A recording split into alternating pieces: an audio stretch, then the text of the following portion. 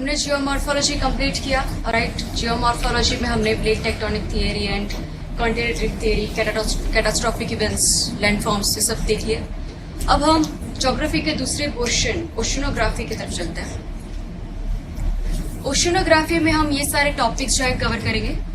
Ocean bottom relief, ocean currents, ocean tide, salinity of ocean water, temperature of oceans and coral reefs. सबसे पहले हम चलते हैं ocean bottom relief. हमने plate tectonic theory जब पढ़ी थी तब हमने देखा था कि सबसे फंडामेंटल क्रस्ट जो है अर्थ पे वो ओशनिक क्रस्ट है। राइट, ओशनिक क्रस्ट के बीच कोलिजन होता है और ओशनिक क्रस्ट का मेल्टिंग होता है और उसी से कॉन्टिनेंटल क्रस्ट बनती है। राइट, तो जो सबसे फंडामेंटल क्रस्ट है अर्थ पे वो ओशनिक क्रस्ट है, इसीलिए उसको फर्स्ट ऑर्डर रिलीफ भी कहा जाता है। और ओशनिक क्रस्ट हमें पता है बेसाल्ट से बनी है। कॉन्टिनेंटल क्रस्ट से बेसाल्टिक क्रस्ट जो है ज्यादा हैवियर है, ज्यादा डार्कर है, राइट, और ज्यादा थिनर भी है। ओशनिक क्रस्ट सिर्फ 1 to 3 किलोमीटर तक ठीक है, या कॉन्टिनेंटल क्रस्ट जो है अराउंड 40 to 60 किलोमीटर तक ठीक है। राइट, हमें सी फ्लोर स्प्रेडिंग थ्योरी में देखा था कि ओशनिक क्रस्ट जो है वो मिड ओशनिक रीच के पास में जो है वो क्रिएट होती है और ट्रेंचेस पे जो है ओशनिक क्रस्ट डिस्ट्रॉय होती है। ओशन फ्लोर हमने आगे भी देखा था इज नॉट फ्लैट, उसमें बहुत सारे लैंडफॉर्म की डाइवर्सिटी है। Right, even more than on the land. Continental crust से भी ज्यादा हमें ओशनिक क्रस्ट पे लैंडफॉर्म की डाइवर्सिटी जो है वो मिलती है। हमने देखा था कि जो इस तरह के ओशन बॉटम रिलीफ होती है वहां पे एक मिड ओशनिक रीच होती है, साथ में होते हैं सी गियोट्स या सी हिल कहते हैं, उसे सी माउंट भी कहते हैं। अगर इनका टॉप जो है वो फ्लैट होता है तो उसे गियोट कहते हैं, otherwise is called sea hill. Trenches होती हैं और इस तरह जो होती है ओशन बॉटम रिलीफ वो बहुत ही डाइवर्स लैंडफॉर्म की वजह से होती है। अगर मुझे ओशन बॉटम को अच्छे से स्टडी करना है तो मैं 3 पार्ट में इस पूरे बॉटम को डिवाइड करूंगी। सबसे पहला मैं डिवीजन करूंगी वो है ओशन मिड ओशनिक रिच, फिर होता है डीप ओशन प्लेन्स, और ये है जिसे कहते हैं कॉन्टिनेंटल ओशन मार्जिन्स, यानी ओशन और कॉन्टिनेंट के बीच की बॉर्डर जहां वो मीटिंग पॉइंट है उससे हम कहते हैं ओशन कॉन्टिनेंटल मार्जिन्स। तो इन 3 पार्ट में डिवीजन करके ओशन बॉटम्स को जो है स्टडी किया जाता है। राइट, सबसे पहले हम शुरुआत करते हैं ओशन कॉन्टिनेंटल मार्जिन से। ओशन कॉन्टिनेंटल मार्जिन यानी ये पोर्शन जो ओशन और कॉन्टिनेंट के बीच का मीटिंग पॉइंट है उसे 3 पार्ट में डिवाइड किया जाता है। फर्स्ट जो पोर्शन है जहां से हमारा लैंड होता है और बीच जहां से आते हैं और जहां से सी लेवल की स्टार्ट होती है, बिगिनिंग होती है, उस सैलो और जेंटल ग्रेडियंट रीजन को कहते हैं कॉन्टिनेंटल शेल्फ। उसके बाद का जो रीजन है जहां से स्टीप स्लोप जो है वो स्टार्ट होता है, इन पूरे रीजन को कहा जाता है कॉन्टिनेंटल स्लोप। और उसके बाद जो तीसरा रीजन है जो यहाँ पे जो डीप ओशन प्ले जहां से ओशन का फ्लोर जो है स्टार्ट होता है और कॉन्टिनेंट जो है उसके जहां से एंड होता है, उस बीच के पोर्शन को कॉन्टिनेंटल राइज कहा जाता है। राइट, तो ये 3 रीजन ओशन कॉन्टिनेंटल मार्जिन में होते हैं। फर्स्ट ऑफ ऑल हम कॉन्टिनेंटल शेल्फ के बारे में जानेंगे, फिर स्लोप के बारे में एंड देन राइज के बारे में। कॉन्टिनेंटल शेल्फ जो होती है जैसे मैंने पहले बताया कि वो जहां से बीच हमारा स्टार्ट होता है, ये जो रीजन होता है काफी शैलो रीजन होता है, अराउंड 200 मीटर डेप्थ जो होती है उसकी। ये जो रीजन है इतनी शैलो होने की वजह से यहाँ से जहां से सी लेवल स्टार्ट होता है और जहां पे कॉन्टिनेंटल शेल्फ खत्म होती है, ये पूरा रीजन जो होता है उसे फोटिक रीजन कहता है। फोटिक यानी जहां पे सनलाइट की अमाउंट बहुत ज्यादा है। इस लेयर की जैसे हम नीचे पहुंचते हैं सनलाइट की अमाउंट इंटेंसिटी जो है वो कम होती जाती है। राइट, और इसकी वजह से जो कॉन्टिनेंटल शेल्फ का जो रीजन है वो फोटिक रीजन होने की वजह से जो मरीन ऑर्गेनिजम्स होते हैं जिसके सर्वाइवल के लिए सनलाइट जरूरी है, ऐसी बहुत सारी जो लिविंग ऑर्गेनिज्म या मरीन ऑर्गेनिज्म है वो इस फोटिक जोन में रहती है। राइट, तो ये जो कॉन्टिनेंटल शेल्फ है यहाँ पे इन ऑर्गेनिज्म की सबसे ज्यादा जो है नंबर्स भी है, प्लस इन मरीन लाइफ के जो डेड बॉडीज होती है, स्केलेटन्स होते हैं, वो इस कॉन्टिनेंटल शेल्फ पे जो है डिपोजिट होते रहते हैं। राइट, तो यानी कॉन्टिनेंटल शेल्फ पे जो सेडिमेंट्स पाए जाते हैं वो होते हैं बायोजेनिक यानी कि इन ऑर्गेनिज्म से पाए हुए, और दूसरे सेडिमेंट होते हैं वो है टेरिजिनस यानी कि यहाँ वेव एक्शन से जो कोस्टल रॉक्स होते हैं उनका इरोजन होते हुए जो सेडिमेंट्स मिलते हैं वो सेडिमेंट्स भी यहाँ इस सैलो रीजन में डिपोजिट होते हैं। राइट, तो इसकी वजह से जो कॉन्टिनेंटल शेल्फ होता है वहां पे बायोजिनस और टेरिजिनस दोनों ही टाइप के सेडिमेंट्स यहाँ पे डिपोजिट होते हैं। और इसकी वजह से कॉन्टिनेंटल शेल्फ पे बहुत सारे रिसोर्सेज पाए जाते हैं। उनमें हम सबसे पहला रिसोर्स देखते हैं जिसे कहते हैं पेट्रोलियम। हमने पहले भी देखा था कि पेट्रोलियम कैसे बनता है, राइट। कोल को अगर बनना है तो उसके लिए बहुत सारा डेंस वेजिटेशन या डेंस फॉरेस्ट को सबमर्ज होना पड़ता है, राइट। और सबमर्जेंस के बाद उस डेंस फॉरेस्ट का जो वुड है अंडर प्रेशर और टेम्परेचर कंडीशन में कोल में जो है कन्वर्ट होता है। सिमिलरली जो पेट्रोलियम है उसको बनने के लिए इस तरह के लिविंग ऑर्गेनिज्म का सबमर्जेंस होना जरूरी है। लिविंग ऑर्गेनिज्म जो है उन ऑर्गेनिज्म का जब सबमर्जेंस होता है लाइक प्लांट्स और एनिमल्स, तब उनका टेम्परेचर और प्रेशर कंडीशन में उन ऑर्गेनिज्म का पेट्रोलियम में कन्वर्जन होता है। कॉन्टिनेंटल शेल्फ पे जो मैंने बताया दोनों टाइप के बायोजिनस सेडिमेंट्स जो पाए जाते हैं उनका लेयर बाय लेयर अंदर जो है डेप्थ में वो लोग सबमर्ज होते जाते हैं, वो पूरा सेडिमेंटेशन सबमर्ज होता है और प्रेशर और टेम्परेचर कंडीशन में कॉन्टिनेंटल शेल्फ पर पाए जाते हैं पेट्रोलियम रिजर्व। दुनिया के 90% पेट्रोलियम रिजर्व कॉन्टिनेंटल शेल्फ पे इसलिए पाए जाते हैं। बहुत सारे एग्जाम्पल्स हैं हमारे इंडिया में ही, Bombay high, gulf of Cambay जो है वो वहां पे हमें पेट्रोलियम रिजर्व मिलता है। दूसरा है Persian gulf, very famous. Then north sea, UK के पास में नॉर्थ सी, वहां पे यूके जो है पेट्रोलियम एक्सट्रैक्ट करता है। पेरेंट सी, रशिया वहां से पेट्रोलियम एक्सट्रैक्ट करता है, northern side of Russia. Gulf of Mexico, Norwegian sea, ये सारे जो है one of the famous places जो है वहां पे ये कॉन्टिनेंटल शेल्फ में पेट्रोलियम पाया जाता है। मैं थोड़ा डिटेल में लेती हूँ पर्शियन गल्फ को। This is the map of Persian gulf. यहाँ पे नॉर्थ में ईरान है, यहाँ पे सऊदी अरेबिया है और ये जो ब्लू डॉट्स देख रहे हैं they all are petroleum reserve और जो ऑरेंज है वो गैस एक्सक्लूसिव गैस रिजर्व है। तो आप देख सकते हैं कि पर्शियन गल्फ के अंदर इस कॉन्टिनेंटल शेल्फ पे बहुत सारा पेट्रोलियम रिजर्व है। ऑलराइट, कुछ उसके मैप एक्सरसाइज करते हैं। पूरे वेस्ट एशिया जो हमारा मैप है यहाँ पे पर्शियन गल्फ है। पर्शियन गल्फ के को अगर यहाँ पे अरेबियन सी को कनेक्ट करती हुई एक छोटी सी नैरो इलोंगेटेड स्ट्रेट है, उस स्ट्रेट को कहा जाता है स्ट्रेट ऑफ हॉर्मुज। ये हॉर्मुज स्ट्रेट इंपॉर्टेंट है क्योंकि ये सारे रीजन जो है Iran, Iraq, Saudi Arabia, Bahrain, UAE, Kuwait, इन सभी रीजन में जो पेट्रोलियम मिलता है उसके एक्सपोर्ट के लिए इस स्ट्रेट से पास होना पड़ता है, राइट। तो पूरा ईस्ट एशिया या साउथ एशिया में को कनेक्ट करती हुई ये स्ट्रेट है। नीचे एक दूसरी स्ट्रेट है रेड सी में, रेड सी को अरेबियन सी से कनेक्ट करती है, right.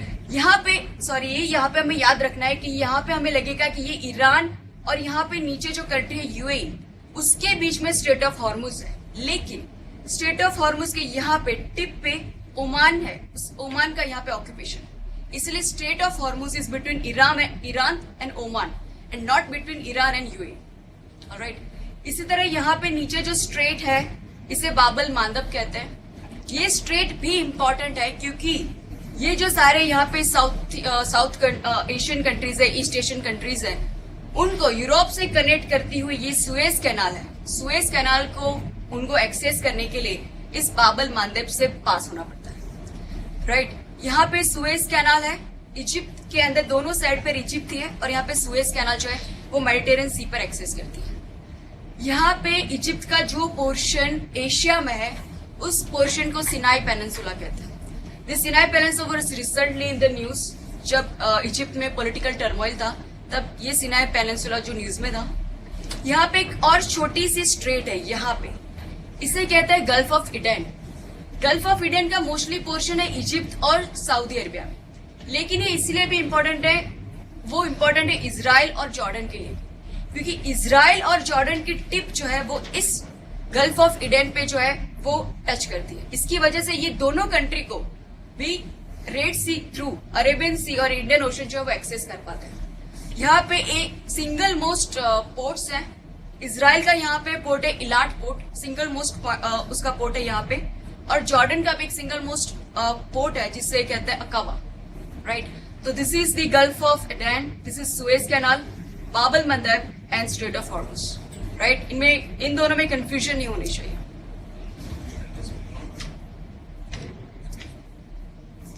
Oil exploration in Barents sea, Barents sea यहाँ पर है रशिया की नॉर्दर्न साइड पे, राइट। अब रशिया पे जो है पेट्रोलियम यहाँ पे भी मिलता है सी ऑफ ऑखर्ड्स में। ऑलराइट। रिसेंटली यहाँ पे भी पेट्रोलियम के रिजर्व मिले हैं और रशिया ने यहाँ पे भी एक्सट्रैक्शन करना चालू किया है, बट उसके साथ कुछ कंट्रोवर्सी जुड़ी हुई है, और वो ये है कि यहाँ पे जब रशिया ने ऑयल एक्सप्लोरेशन स्टार्ट किया है, इसकी वजह से यहाँ के जो मरीन ऑर्गेनिज्म है, जो आर्कटिक या पोलार मरीन ऑर्गेनिज्म कहते हैं, उनको अफेक्ट हो सकता है। और इसकी वजह से इन्वायरमेंटलिस्ट जो है वो यहाँ पे होने वाले या हो रहे ऑयल एक्सप्लोरेशन का जो है प्रोटेस्ट कर रहे हैं, राइट। क्योंकि अगर यहाँ पे ऑयल एक्सप्लोरेशन होगा, ऑयल स्पिल होगा, राइट, पोल्यूशन होगा, टेम्परेचर राइज होगा इस पूरे रीजन का, और उसकी वजह से यहाँ पे जो मरीन ऑर्गेनिज्म है या पोलार ऑर्गेनिज्म है, जैसे पोलार बियर्स हैं, राइट, तो उन सबको जो है हार्मफुल इफेक्ट हो सकती है। ग्रीन पीस नाम की जो एनजीओ है, जो एनवायरमेंटल के लिए काम करती है, उसके कुछ एनवायरमेंटलिस्ट जो है उन्होंने यहाँ रशिया का प्रोटेस्ट किया था। यहाँ से फर्स्ट टैंकर जब निकला ऑयल लेके वेस्टर्न यूरोप की तरफ, तब ग्रीन पीस के एनवायरमेंटलिस्ट एक सी वेसल लेके वहां पे उसको पूरे ट्रैक में उनको ट्रैक किया और वेस्टर्न यूरोप के पास में उसको जो है कन्फ्रंट किया। उस वेसल का नाम उन्होंने दिया था rainbow warriors. This issue was in news last year.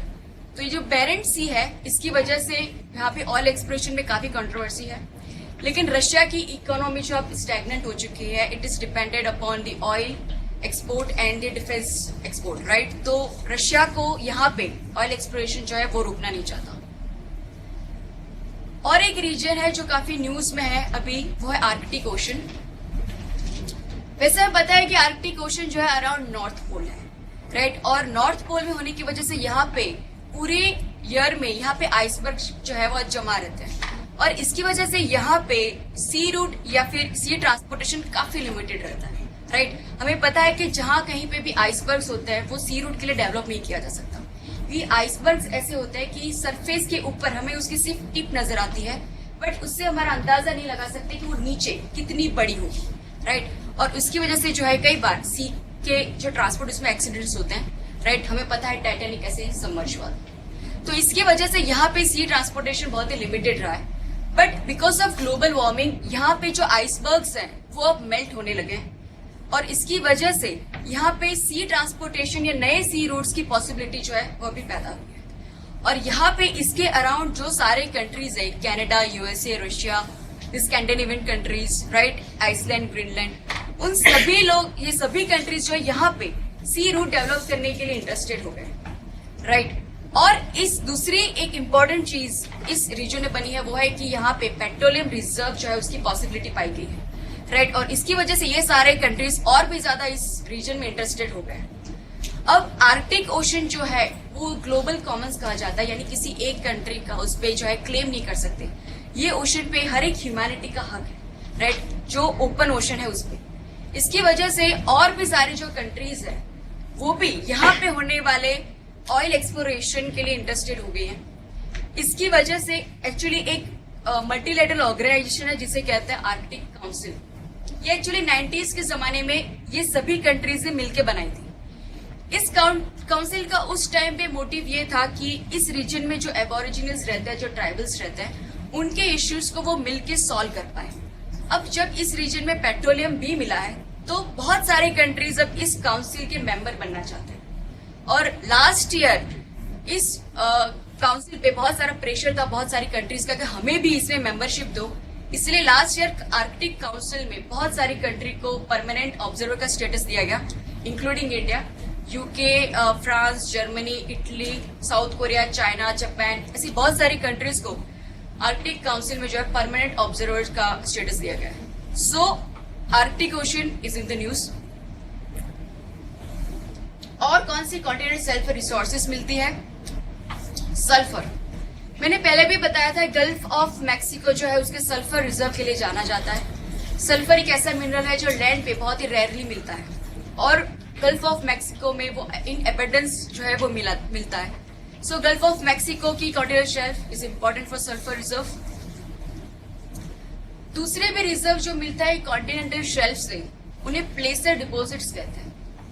प्लेसर deposits यानी ऐसे रिजर्व, कई बार ऐसा होता है कि जो वेव एक्शन से कोस्टल रीजन के रॉक्स होते हैं वो धीरे धीरे जो है वेव एक्शन को इरोड करती है, लेकिन कुछ रॉक्स होते हैं उनके अंदर कुछ ऐसे डिपॉजिट्स होते हैं जिनका डिसइंटीग्रेशन बहुत ही हार्ड होता है, बहुत ही मुश्किल होता है। यानी कि वेव एक्शन अगर उस रॉक को जो है इरोड करता है, तब रॉक का जो है पूरा डिसइंटीग्रेशन हो जाता है, वो सैंड और छोटे छोटे ग्रेन्यूल्स में जो है वो डिसइंटीग्रेट हो जाता है। लेकिन वो जो हार्ड या ड्यूरेबल कहते हैं या हैवी जो मिनरल जो रॉक के अंदर रहता है, वो अलग से कॉन्सेंट्रेट होता रहता है। और वेव एक्शन जो होती है वो लाइटर मिनरल्स या लाइटर जो सेडिमेंट्स होती है बहुत इजीली उसको शिफ्ट करती रहती है। लेकिन वो जो हैवी ड्यूरेबल मिनरल्स होता है वो उसी जगह पे कॉन्सेंट्रेट होते रहते हैं। ऐसे मिनरल्स को कहा जाता है प्लेसर डिपॉजिट्स। वो कॉन्टिनेंट्स के इस तरह के कोस्टल रीजन में सेल्फ पे जो है कॉन्सेंट्रेट होते रहते हैं। उसका एग्जाम्पल है हमारे केरला कोस्ट में पाई जाती मोनेसाइट सैंड। ये सैंड है सोर्स ऑफ थोरियम, और हमें पता है कि हमें इंडिया जो है thorium based nuclear energy produce करने के लिए जो है टेक्नोलॉजी डेवलप कर रहा है। उसके बाद इस तरह कॉन्टिनेंटल शेल्फ या कोस्टल रीजन पे अलास्का में जो है प्लेसर डिपॉजिट की जो है गोल्ड पाया जाता है प्लेसर डिपॉजिट में। ब्राजील और ऑस्ट्रेलिया के कोस्ट पे जिरकॉन पाया जाता है, और साउथ अफ्रीका के कोस्ट पे डायमंड्स पाए जाते हैं। So this are all are resources which we found on continental shelf. Continental shelf पे हमें पता है कॉमन कुछ रिसोर्सेज मिलते हैं। First is the calcium. Ocean water में कैल्शियम सबसे लीस्ट सॉल्युबल होता है, उसका बहुत ही इजीली एक्सट्रैक्शन हो सकता है फॉर मेडिसिनल पर्पस। तो उसके ओशन वाटर में से हम कैल्शियम ले सकते हैं। प्लस फिश हमें मिलती है ओशन से, जो rich in nitrate and phosphate है, मेडिसिनल वैल्यूज भी है, and pearls for the ornamental values. So continental shelf पे ये सारे रिसोर्सेज हमें मिलते हैं, from petroleum two sulphur. प्लेसर deposit में मोनेजाइट है, gold, silver, diamonds, calcium, fishes and pearls. हमने देख लिया कॉन्टिनेंटल शेल्फ कैसा होता है, उसके डिपोजिशंस और उसके रिसोर्सेज जो मिलते हैं। अब चलते हैं कॉन्टिनेंटल स्लोप पे। कॉन्टिनेंटल स्लोप कुछ इस तरह होता है कि ये कॉन्टिनेंटल स्लोप, उसका स्लोप बहुत ही स्टीप होता है, स्टीप ग्रेडियंट होता है। इसकी वजह से क्या होता है कि जो भी डिपोजिशन जो होता है, जो जिस कॉन्टिनेंटल शेल्फ पर होता है, वैसा डिपोजिशन इस पर नहीं हो पाता, क्योंकि काफी स्टीप है। जो भी डिपोजिशन होगा वो नीचे चला जाएगा। तो इसकी वजह से कॉन्टिनेंटल शेल्फ पे कोई डिपोजिशन नहीं होता, इसलिए कोई रिसोर्सेस नहीं मिलते। लेकिन कॉन्टिनेंटल स्लोप पे कुछ यूनिक टाइप के लैंडफॉर्म्स क्रिएट होते हैं। वो तब क्रिएट होता है जब इस कॉन्टिनेंटल स्लोप के आगे जो कॉन्टिनेंटल शेल्फ है, यहाँ पे कोई बड़ी सी रिवर का माउथ हो या बड़ी सी रिवर का डेल्टा हो, लाइक गंगा का, इंडस का, मिसिसिपी, यूकॉन, कॉन्गो, इन सभी रिवर्स का अगर यहाँ पर माउथ है तो बहुत ज्यादा वॉल्यूम जो वाटर यहाँ पर आएगा प्लस सेडिमेंट्स जो आएगा शेल्फ पे, उससे वो रिवर का इतना फोर्स होगा कि वो कॉन्टिनेंटल शेल्फ और स्लोप दोनों को वर्टिकली इरोड करके यहाँ से इस तरह से बाहर आएगी। मैंने बताया था एक एग्जाम्पल, वर्टिकली जब रिवर इरोड करती है एक प्लेट्यू को, जिससे हमने यूएसए में एक प्लेटफॉर्म बना था जिसे हम ग्रैंड कैनियन कहते हैं, राइट। जब भी रिवर इस तरह से वर्टिकली इरोड करती है, कैनियन लैंडफॉर्म बनता है। ये जो लैंडफॉर्म है सबमरीन है, सी लेवल के नीचे बना है, इसलिए हम इस लैंडफॉर्म को सबमरीन कैनियन कहेंगे, राइट। तो बड़ी रिवर्स के अराउंड अगर ये कॉन्टिनेंटल स्लोप है तो वो इस तरह के सबमरीन कैनियंस डेवलप करता है।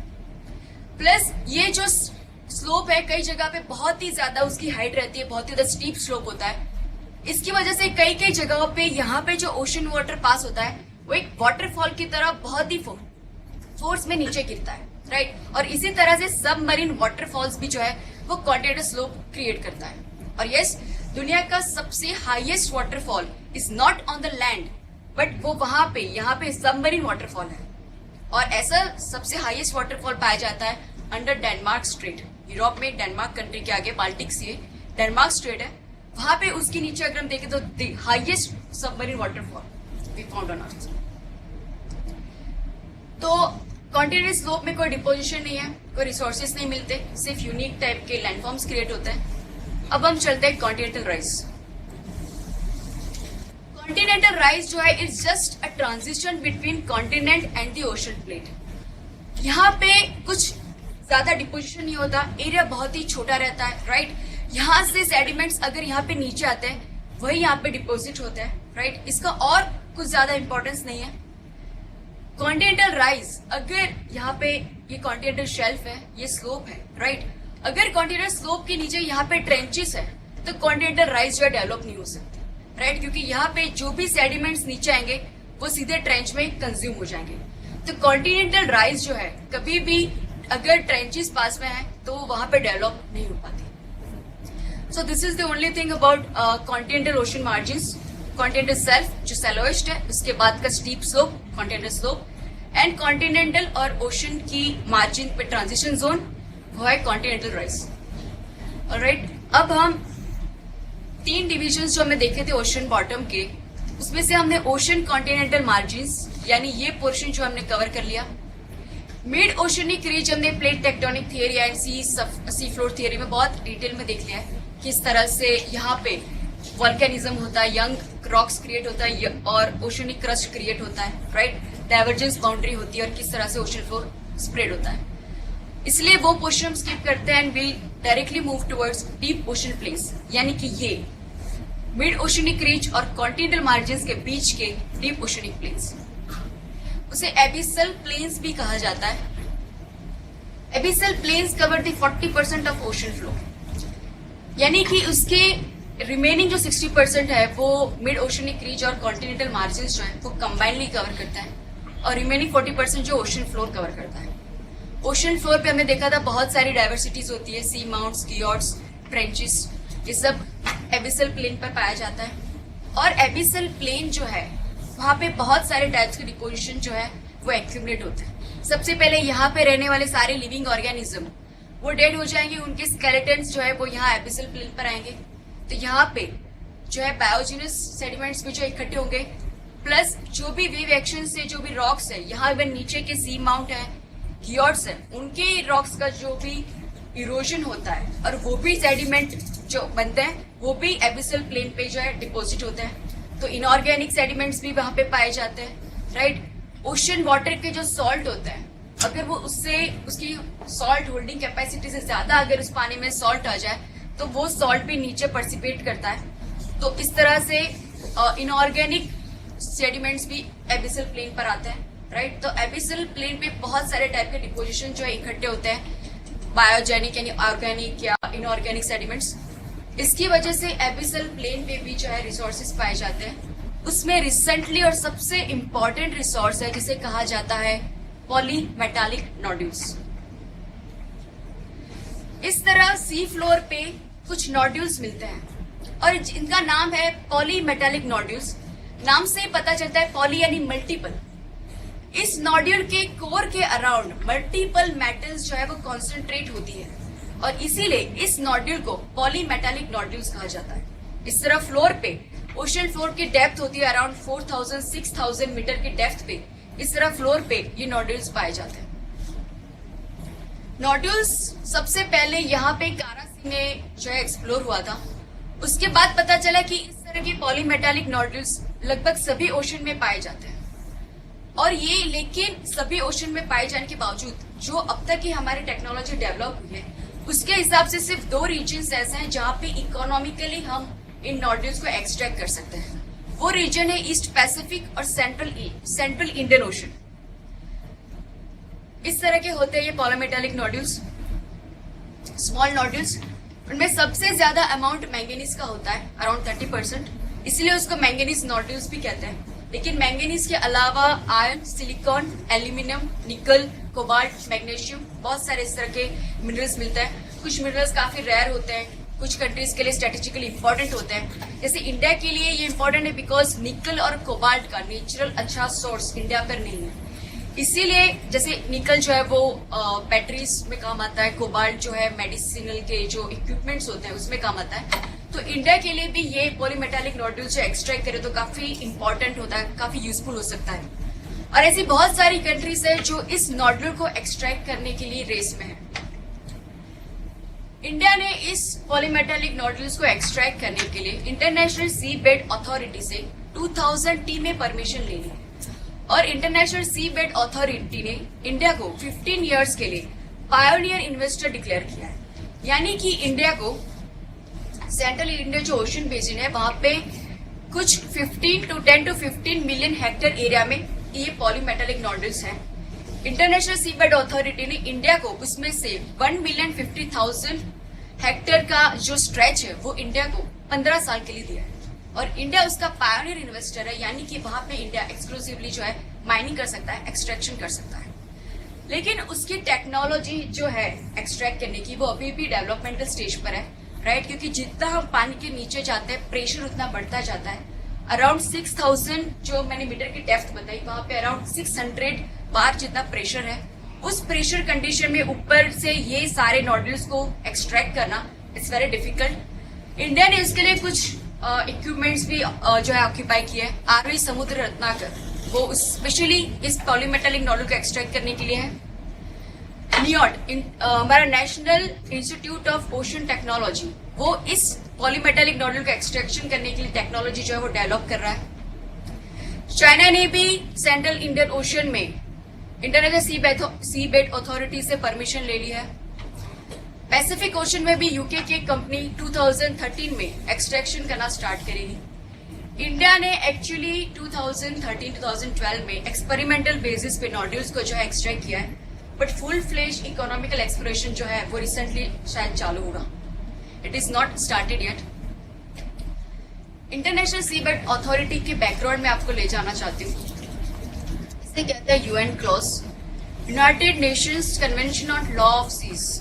ये एक कन्वेंशन है जो 1983 में जो है वो लिखा गया। अराउंड 60 कंट्री ने साइन करने के बाद 1993 में ये फोर्स में आया। ये जो कन्वेंशन है उसकी अब नाम ही जैसे बताता है, convention on laws of the seas. यानी ये जो कन्वेंशन है वो मैरीटाइम इश्यूज से रिलेटेड जो भी इश्यूज हैं उसके लिए लॉज या रूल्स जो है इस कन्वेंशन में लिखे गए। उस लॉज को हम 4 पार्ट में डिवाइड कर सकते हैं। फर्स्ट टाइप के जो लॉज हैं वो लॉज जो है हर एक कोस्टल कंट्रीज जो हमारे वर्ल्ड में है उसकी बाउंड्रीज क्या होती है वो ये लॉज डिसाइड करता है। Secondly deep sea mining. मैंने पहले भी बताया कि ओपन सी जो है it is called global Commons. किसी एक कंट्री जो है वहां पे डीप सी माइनिंग कर नहीं सकती, वहां पे किसी रीजन को सिंगली वो जो है क्लेम नहीं कर सकती, राइट? क्योंकि उसमें पूरी ह्यूमैनिटी का हक है। तो उसको जो डीप ओशन में जो मिनरल्स मिल रहे हैं उनको एक्सट्रैक्शन करने के लिए वहां पे कुछ रूल्स बनाए गए हैं इस कन्वेंशन में। और इस कन्वेंशन पे आधार पर एक बॉडी बनाई गई है, इंटरनेशनल सी बेड अथॉरिटी। उसका हेडक्वार्टर है किंगस्टन, जमाइका में। ये जो अथॉरिटी होती है उसी से अगर किसी कंट्री को डीप सी में माइनिंग करनी है तो इस अथॉरिटी से परमिशन लेनी पड़ती है। सपोज इंडिया को अगर यहाँ पे माइनिंग करनी है, इंडिया को यहाँ पे डॉक्यूमेंट्स जो है वो सबमिट करने होते हैं। ये बॉडी उसको चेक करती है कि इस माइनिंग से वहां की मरीन जो बायोडाइवर्सिटी उसको अफेक्ट नहीं होगा, इकोनॉमिकल वायबल है कि नहीं, टेक्नोलॉजिकल वायबल है कि नहीं। वो चेक करने के बाद उसे कुछ टाइम के लिए जो है परमिशन देती है। लेकिन परमिशन देने के बाद भी एक कंडीशन होती है, यानी कि जो भी कोई कंट्री उस जगह से डीप सी माइनिंग कर रही है उसके बाद वो माइनिंग के बाद कुछ पोर्शन जो होता है उसकी माइनिंग का वो इस बॉडी को सबमिट करना पड़ता है, ताकि वो पोर्शन ये बॉडी दूसरे मेंबर कंट्रीज के साथ वो पोर्शन जो है इक्वली शेयर किया जाता है, राइट? क्योंकि डीप ओशन बेसिन जो है उसे पूरी ह्यूमैनिटी का हक है, इसलिए ये जो बॉडी है उस पोर्शन को पूरी सारी जो मेंबर कंट्रीज हैं उनके साथ शेयर करती है। उसके बाद जो लॉज है वो इन्वायरमेंटल प्रोटेक्शन के लिए है, राइट? कि जो भी मेंबर कंट्रीज है उनके कोस्टल रीजन में मरीन पॉल्यूशन नहीं होना चाहिए। उनको वो मेंबर कंट्रीज को कुछ उनके डोमेस्टिक लॉज इनेक्ट करने पड़ेंगे, राइट? ताकि वहां पे मरीन पॉल्यूशन ना हो, इनकमिंग एंड आउटगोइंग जो भी वेसल्स हैं वो पॉल्यूशन पैदा ना करे, उनका ख्याल उनको रखना है। प्लस इनसे रिलेटेड बाउंड्री से रिलेटेड या पोल्यूशन से रिलेटेड को भी इश्यू बन रहा है तो डिस्प्यूट सेटलमेंट के लिए भी इस कन्वेंशन में rules, right? So this is called UN clause. उससे रिलेटेड थी ये body, international sea bed authority. मैंने बताया कि वो बाउंड्रीज के लिए रूल्स हैं। ये रूल्स कैसे होते हैं कि सपोज यहाँ पे किसी कंट्री का यहाँ पे जो है मैरीटाइम बाउंड्री स्टार्ट होती है, उससे किसी एक डिस्टेंस पर उसका टेरिटोरियल सी जो है तो ये लॉ वो है डिक्लेयर करता है। अगर किसी कंट्री का टेरिटोरियल सी है इसका मतलब यह है कि उस कंट्री की नेवी या कोस्ट गार्ड यहाँ तक उसको गार्ड कर सकती है, और किसी भी और कंट्री को यहाँ पे टेरिटोरियल वाटर में एंटर करने के लिए उस कंट्री की परमिशन लेनी पड़ती है, राइट? अगर कोई सबमरीन में डॉक करना चाहती है तो उसे सरफेस पर आना पड़ता है, उसकी आइडेंटिटी डिक्लेयर करनी पड़ती है। उसके बाद का एक रीजन जो होता है कुछ डिस्टेंस कवर करने के बाद उस कंट्री को दिया जाता है जिसे कंट्री जो जोन या परसुएट वाटर कहा जाता है। ये वाटर में यहाँ की नेवी या कोस्ट गार्ड जो है यहाँ पर जो है गार्ड नहीं कर सकती, बट अगर इस कंट्री में से अगर कोई क्रिमिनल जो है, सपोज यहाँ पे स्मगलर्स हैं, पैडलर्स हैं, वो यहाँ पे क्राइम करने के बाद यहाँ पे भागने की कोशिश करते हैं, तब यहाँ तक, इस बॉर्डर तक उस कंट्री की पुलिस या कोस्ट गार्ड जो है यहाँ तक उन्हें फॉलो कर सकती है और यहाँ तक उन्हें पकड़ सकती है, राइट। उसके बाद का जो जोन होता है उसे एक्सक्लूसिव इकोनॉमिक जोन या EEZ कहा जाता है। ये जो रीजन होता है वहां पे वो कंट्री एक्सक्लूसिवली यहाँ पे पाए जाने वाले मिनरल्स को एक्सट्रैक्ट कर सकती है, यूटिलाइज कर सकती है। फिर यहाँ पे वो पेट्रोलियम हो सकता है या टाइडल एनर्जी हो सकती है, विंड एनर्जी हो सकती है, लेकिन इस रीजन पे वो कंट्री का जो है उसके स्पेशल राइट्स रहते हैं। सो ये UN क्लॉज की जो कन्वेंशन के रूल्स हैं उसमें ये सब कुछ डिफाइन किया गया है। मेंस 2014 में ये क्वेश्चन आ चुका है, critically evaluate the various resources of the oceans which can be harnessed to meet resource crisis in the world. 10 marker. हमने देखा किस तरह से कॉन्टिनेंटल शेल्फ पे रिसोर्सेज पाए जाते हैं, डीप एबिसल प्लेन्स पे पाए जाते हैं। तो यही बातें हमें इस क्वेश्चन में करनी है, राइट। हम डायग्राम बना सकते हैं कॉन्टिनेंटल मार्जिन का, राइट, और अलग अलग मिनरल्स के हम नाम बताएंगे।